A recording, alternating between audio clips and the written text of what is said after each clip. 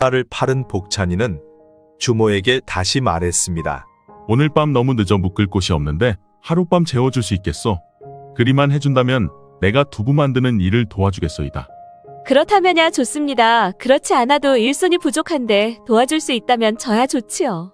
방이야 남는 것 드리면 되니까요. 그렇게 복찬이는 주모의 두부를 만들기 시작했습니다.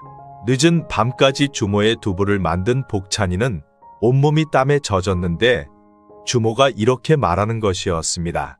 이보슈 총각, 온몸이 땀에 젖었으니 목욕하고 이 옷으로 갈아입으시오. 고맙소. 그렇지 않아도 꿋꿋했는데. 그리하여 복찬이는 뒤뜰에서 옷을 벗고 목욕을 하였습니다.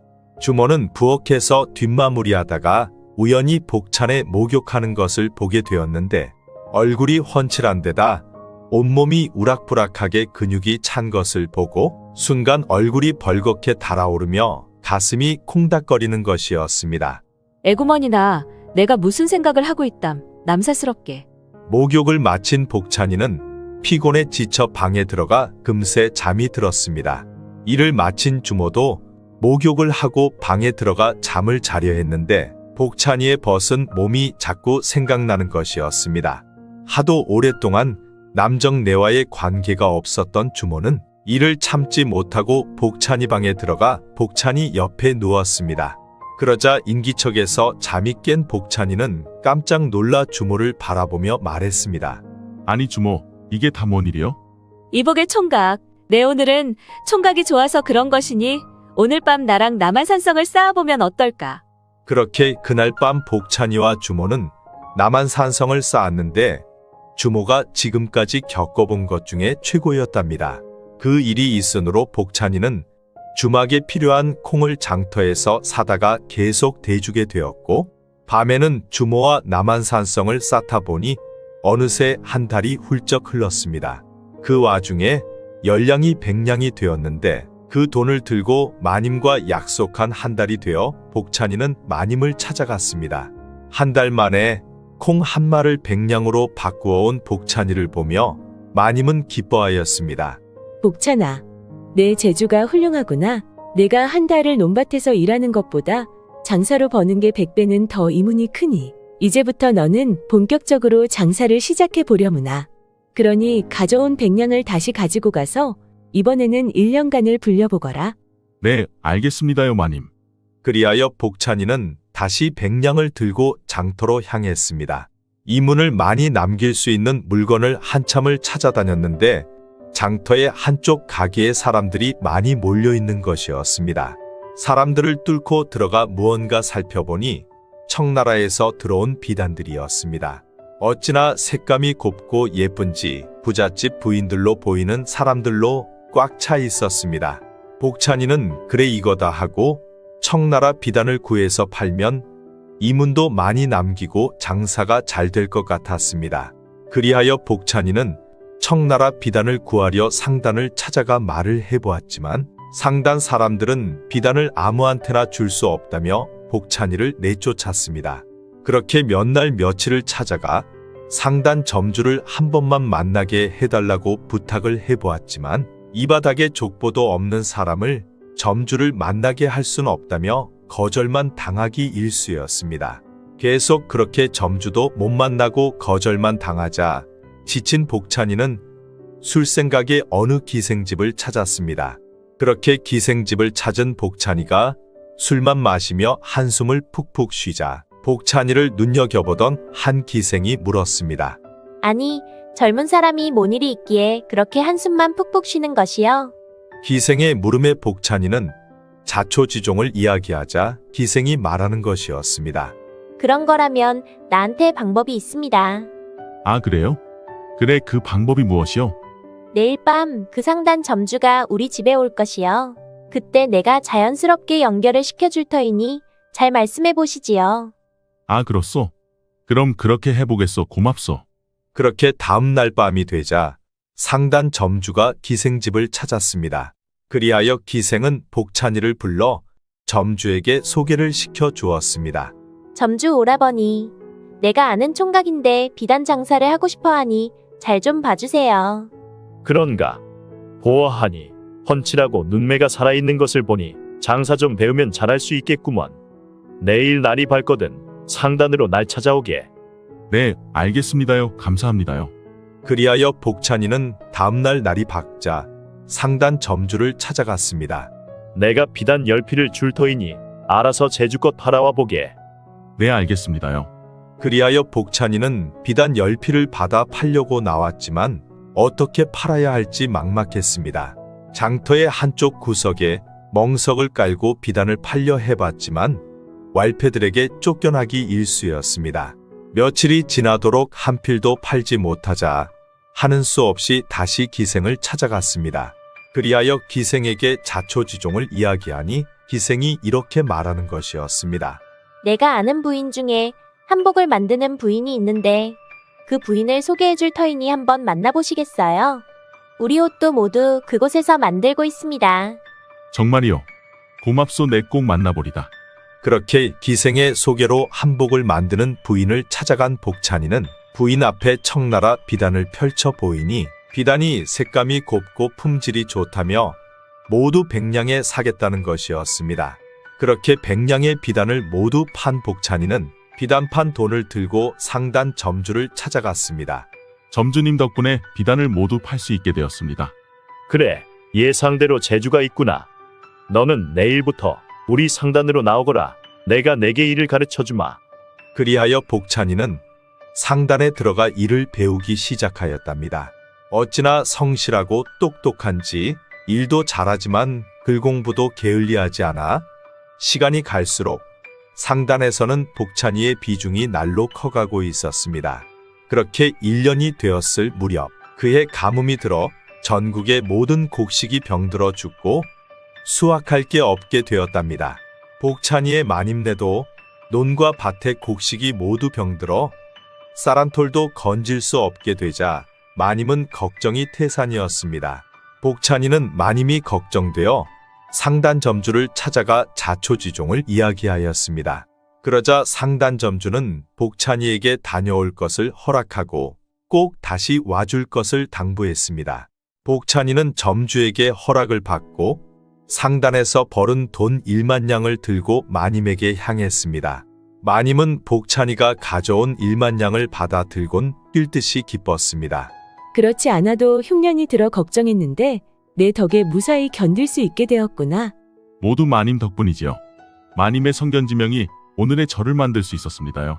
마님과 머슴들이 먹고 살 길을 열어온 복찬이를 보며 마님은 대견도 했지만 복찬이에게 의지하는 마음도 생겼답니다.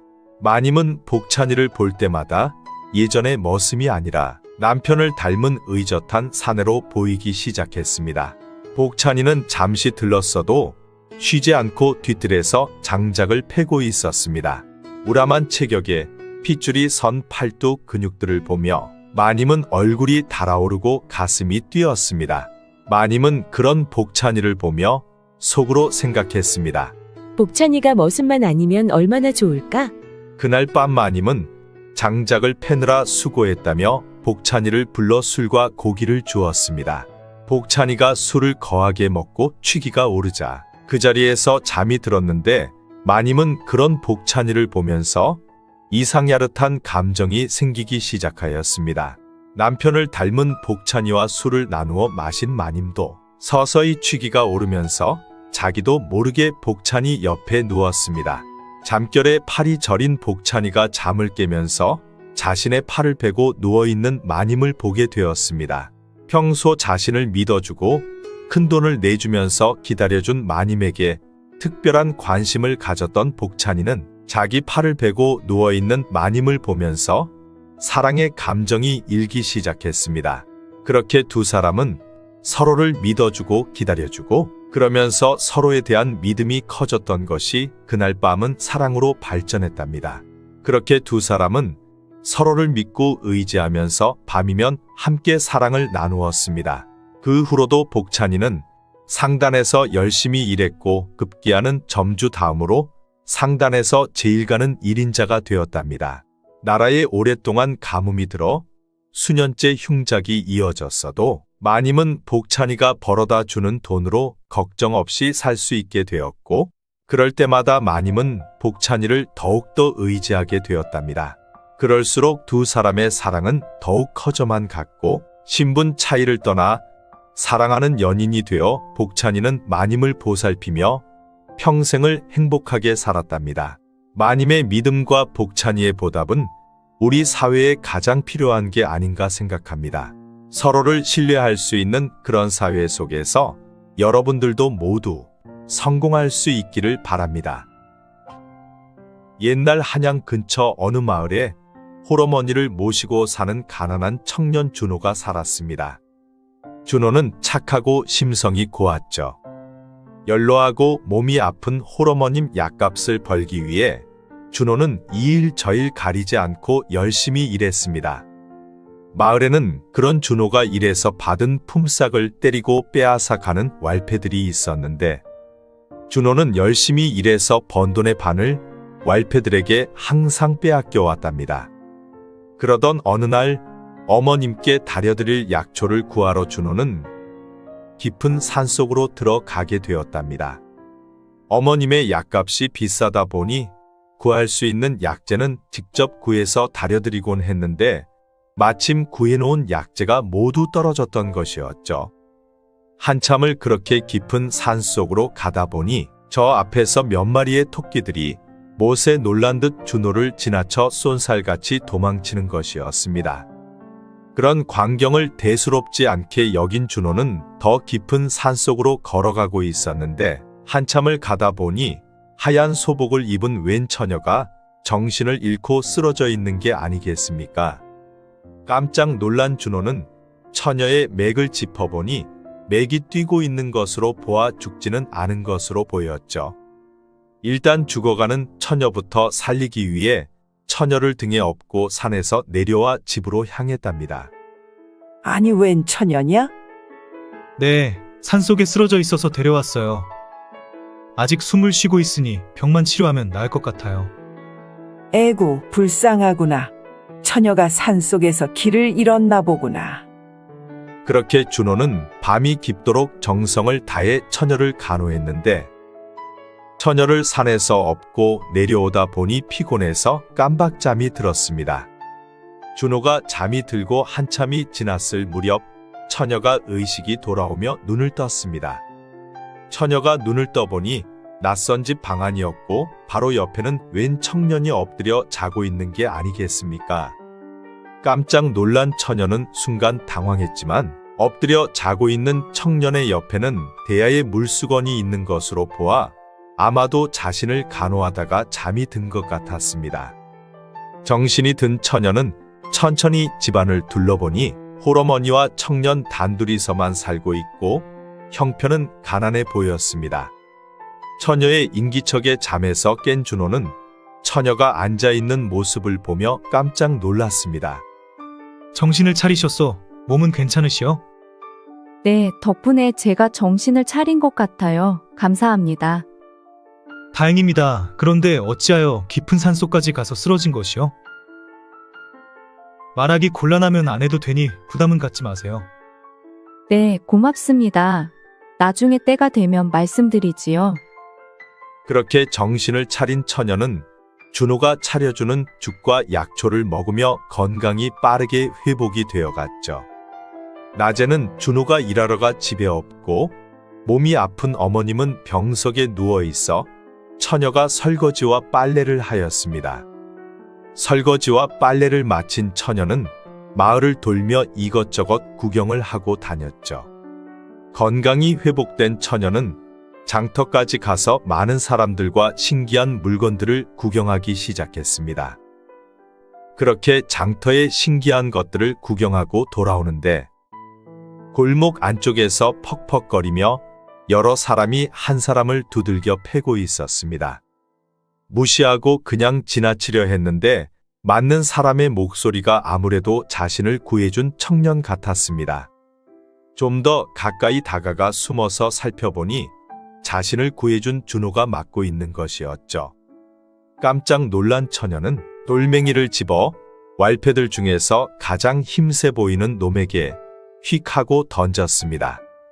돌멩이의 이마를 제대로 맞은 왈패가 비명을 지르고 쓰러지자 다른 왈패들이 누구냐며 난리가 났죠. 아니 누구야? 돌멩이를 던지는 게 잡히면 죽는다. 그러자 어디선가 돌멩이는 계속해서 날아왔고 왈패들은 하나씩 픽픽 쓰러져 결국 모두 달아나고 말았습니다. 왈패들이 모두 도망가자 준호는 몸을 추스르고 주변을 둘러보니 아무도 없었습니다. 돌멩이를 던져 나를 구해준 사람이 누굴까? 준호는 돌멩이로 자신을 구해준 사람이 누구인지 무척 궁금했습니다. 집에 돌아와 보니 그동안 묵어있던 빨래들이 모두 깨끗해져 빨랫줄에 걸려 있고 부엌과 방은 깨끗이 정리가 되어 있었습니다. 어서 오세요. 일하느라 힘드셨죠? 그런데 얼굴에 상처는 어쩌다 나신 거예요? 아, 이거 별거 아니에요. 일하다 조금 다쳤을 뿐이에요. 아니, 그런데 아직 몸도 성치 않을 텐데 이 많은 빨래와 집안 청소를 하신 거요? 아직은 무리하지 마시고 집에서 편히 쉬면서 건강부터 챙기세요. 네, 그럴게요. 다음 날도 준호는 열심히 일하고 돌아오는데 마을 사람들이 말하는 소리를 우연히 듣게 되었습니다. 아, 글쎄, 어젯밤에 왈패 두목이 갑자기 뭔가에 놀랐는지 모두 버리고 도망갔다는 거야. 아 정말? 그게 참말이라면 정말 잘된 것 아닌가? 그놈 때문에 죽으려 한 사람이 어디 한둘인가? 어제는 누군가 돌멩이로 자신을 구해주고 하룻밤 사이 왈패 두목이 멀리 도망가고 없다니 준호는 이게 뭔 일인가 싶었죠. 이제 왈패 두목도 없고 남은 왈패들도 뿔뿔이 흩어졌으니 더 이상 준호를 괴롭힐 사람도 없게 된 것이었죠. 이제는 일한 품삯을 더는 뺏기지 않아도 되겠구나. 어머님 약재도 맛있는 것도 사드릴 수 있겠어. 그렇게 왈패 두목이 도망갔다는 이야기에 준호는 무척 기뻤습니다. 산에서 구한 처녀가 우리 집에 들어온 이후로 좋은 일들만 생기는 것 같구나. 처녀가 집에 들어온 후로 준호가 살면서 제일 힘들었던 왈패들에게서 벗어나게 되었으니 준호에게 처녀는 너무 특별했습니다. 어서 오세요. 오늘도 일하느라 많이 힘들었죠? 오늘따라 미소를 띤 처녀의 모습이 너무 아름다워 보였습니다. 순간 가슴이 콩닥콩닥 뛰는데 얼굴이 붉어지고 심장이 빨라지는 것이었습니다. 그동안 병든 환자로만 보았었는데 오늘따라 왜 이렇게 예쁜 처녀로 보이는지 준호는 눈을 어디에 둬야 할지 몰랐죠. 배곡같이 흰 피부에 반짝반짝 빛나는 검은 머리, 크고 커다란 두 눈은 인간이 아닌 하늘나라 선녀님처럼 곱고 아름다웠습니다. 어서 씻고 오셔서 저녁 식사하세요. 준호는 씻고 방에 들어가니 맛있는 음식들이 잔뜩 차려져 있었습니다. 아니, 이 많은 음식을 무슨 돈으로 준비하신 게요? 잠깐 장에 나가 일해주고 번 돈으로 준비했어요. 아직 몸도 성치 않을 텐데 너무 무리하시는 것 아니에요? 괜찮아요. 이젠 병도 다 나았고 건강하니 염려하지 마시어요. 그날 준호는 오래간만에 고기 반찬과 고깃국, 잔치집 음식이 부럽지 않게 정말 맛있게 잘 먹었답니다. 네, 그동안 사는 게 바쁘다 보니 처녀의 이름도 물어보지 못했소. 처녀의 이름이 무엇이요? 네, 저는 향이라 합니다. 향이라 참으로 예쁜 이름이구려. 그 후로도 향이는 어머님 보약도 저으고 하루 종일 일하느라 고생하는 준호에게 맛있는 음식을 해주곤 하였답니다. 그렇게 시간이 흐르자 어머니 병은 완쾌되어 논밭 일을 할 수 있을 만큼 건강해졌습니다. 그리고 장에 가서 번 돈을 준호에게 주었는데 준호가 일해서 버는 돈보다 훨씬 많았답니다. 아니, 장에서 무슨 일을 하길래 이렇게 돈을 많이 버시는 게요? 나중에 말씀드리려 했는데 물어보시니 말씀드리지요. 돈 많은 양반들은 오래된 골동품을 좋아하는데 아주 오래된 물건들은 부르는 게 값이지요. 그러니 아주 오래된 골동품을 구해 팔면 이문이 많이 남습니다. 아, 그렇구려. 그런데 향이는 오래된 골동품을 어떻게 구하시는 게요? 그건 저만 아는 방법이 있지요. 그 방법은 때가 되면 말씀드릴게요. 향이는 숲에서 쓰러졌다가 깨어났을 때 자신을 간호하다가 잠들어 있는 준호를 보고 가슴이 뭉클했었답니다. 순박하게 생긴 데다 다친 자신을 간호하느라 쪼그리고 앉아 자고 있는 모습이 참으로 마음이 따뜻한 사람으로 보였죠. 가난한 집에서 병든 어머님을 모시고 힘겹게 살면서도 어머님 앞에서는 항상 밝게 웃으며 어머님의 마음을 편하게 하려는 노력들이 너무도 좋아 보였습니다. 그런 준호의 모습을 보면서 향이는 조금씩 마음이 움직이기 시작했고 낮 동안 잠시 떨어져 있는 동안에도 보고 싶은 마음이 들곤 했죠. 향이는 그런 준호를 위해 자신을 살려준 은혜도 갚고 준호를 위해 자신을 희생할 각오도 하게 되었답니다. 사실 향이는 사람이 아니라 천년 묵은 구미호였답니다. 천년 동안 구미호로 살면서 언제부턴가 사람이 되고 싶다고 생각하게 되었는데 그런 생각을 하게 된 것은 이랬답니다. 가끔 사람으로 변장해 사람들이 사는 세상에 가보곤 했는데 사람들이 사랑하는 사람을 위해 자신을 희생하는 것을 보면서 한심해 보였었죠. 그런데 언제부턴가 그런 모습들이 너무 아름다워 보였던 것이었죠. 사랑하는 연인을 위해 자신의 꿈을 포기하고 목숨을 바치고 오로지 인간만이 하는 그런 숭고한 사랑이 너무도 아름다워 보였던 것이었습니다. 구미호로 천년을 살아봤어도 그런 애절하고 간절하고 사랑하는 연인 때문에 잠 못 이루고 설레이고 인간들만이 가지는 그런 감정을 전혀 느낄 수가 없었죠. 더 이상 구미호로 산다는 게 의미가 없다고 생각한 구미호는 옥황상제님을 찾아가 인간이 되게 해달라고 간청을 하게 되었답니다. 너는 구미호의 운명이니 구미호로 살아야 하느니라. 구미호가 인간이 될 수는 없느니라. 아무리 간청해도 옥황상제님은 구미호의 청을 들어줄 생각을 전혀 안 했답니다. 인간이 되어 진정한 사랑을 해보고 싶었던 구미호는 그렇게 100년간을 찾아가 빌고 빌었답니다. 구미호의 간절한 모습에 옥황상제님도 감동하여 구미호가 인간이 될 수 있는 방법을 결국 알려주게 되었죠. 내가 지금부터 100일 동안 살생을 하지 않고 먹지도 않고 살아남는다면 반은 인간이 될 것이다. 하지만 100일 안에 살생을 하거나 음식을 먹으면 너는 다시는 인간이 될 수 없느니라. 그렇게 100일을 견디고 반인간이 되어도 너의 능력은 남아있으니 절대 살생하면 안 되느니라. 천일간 살생을 하지 않고 인간들에게 덕을 쌓아 그 덕이 하늘에 닿으면 천일이 되는 날 진정한 인간이 될 수 있느니라. 절대 살생하면 안 되느니라. 그리하여 구미호는 100일 동안 살생도 하지 않고 아무것도 먹지 못하자 결국 100일이 되는 날 기력이 다해 쓰러졌는데 죽기 직전 준호의 눈에 띄게 되었던 것이었습니다. 그렇게 준호의 간병으로 살아날 수 있게 된 구미호는 반인간이 되어 천년 만에 인간을 사랑하게 되었던 것이었죠. 인간만이 느낄 수 있는 간절하고 그립고 설레이는 감정들이 구미호에게도 생기기 시작했던 것이었습니다. 구미호는 한 남자를 사랑하게 되면서 신비로운 사랑의 감정을 느끼기 시작했고 그토록 바래던 인간이 되어가고 있다는 생각에 감동의 눈물이 흘렀답니다. 구미호 향이는 인간 세상에서 인간으로 살아간다는 게 너무 신비롭고 너무 행복했습니다.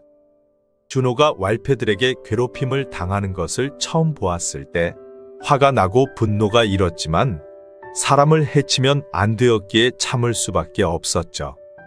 그래서 밤에 왈패 두목을 찾아가 잠시 겁만 주려 했는데 왈패 두목의 눈에는 향이가 구미호의 환영으로 보였던 것이었죠. 아마도 악인들의 눈에는 아직 향이가 구미호의 환영으로 보이는 것 같았습니다. 향이는 1000일 동안 살생하지 않고 인간들에게 많은 덕을 쌓아서 그 덕이 하늘에 닿아야만 완전한 인간이 될 수 있었습니다. 1000년 동안 살아오면서 인간들의 수많은 물건들을 잘 알고 있었던 구미호 향인은 인간들이 귀하게 여기는 골동품을 가져와 장에 가서 고가에 팔았답니다. 그렇게 돈을 많이 벌게 되자 준호에게 대궐 같은 집을 지어주었고 준호는 더 이상 일을 나가지 않아도 되었죠. 그렇게 인간 세상에 들어와 인간으로 살기 시작한 향인은 거리의 거지들이 무척 불쌍해 보였습니다. 자신이 그토록 되고 싶었던 게 인간이었는데 그런 인간들이 굶주리고 헐벗고 사는 모습을 보니 너무도 안타까웠죠. 그리하여 향인은 마을에서 멀리 떨어진 외딴 곳에 널따란 오두막집을 짓고 거지들에게 밥을 주고 잠자리를 만들어 주었답니다. 그리고 거지들이 스스로 살아갈 수 있도록 옷감을 만들어 염색하는 기술을 가르쳐 주었죠. 각자의 사연들로 삶을 포기하다시피 살아가던 거지들은 향이 덕분에 먹고 자는 게 해결이 되고 더군다나 기술까지 배우니 삶에 새로운 희망이 생기기 시작했답니다. 그렇게 희망이 생긴 거지들은 열심히 기술을 배워 옷감을 만들고 염색을 하였는데 품질도 괜찮아 장터에 내다 팔면 싸고 좋다면서 잘 팔렸답니다. 그렇게 마을의 모든 거지들은 향이가 만든 희망터를 통해 새 삶을 시작할 수 있게 되었던 것이죠. 그렇게 자신이 그토록 바랬던 인간이 다시 희망을 찾고 열심히 사는 모습을 보니 너무 기뻤습니다.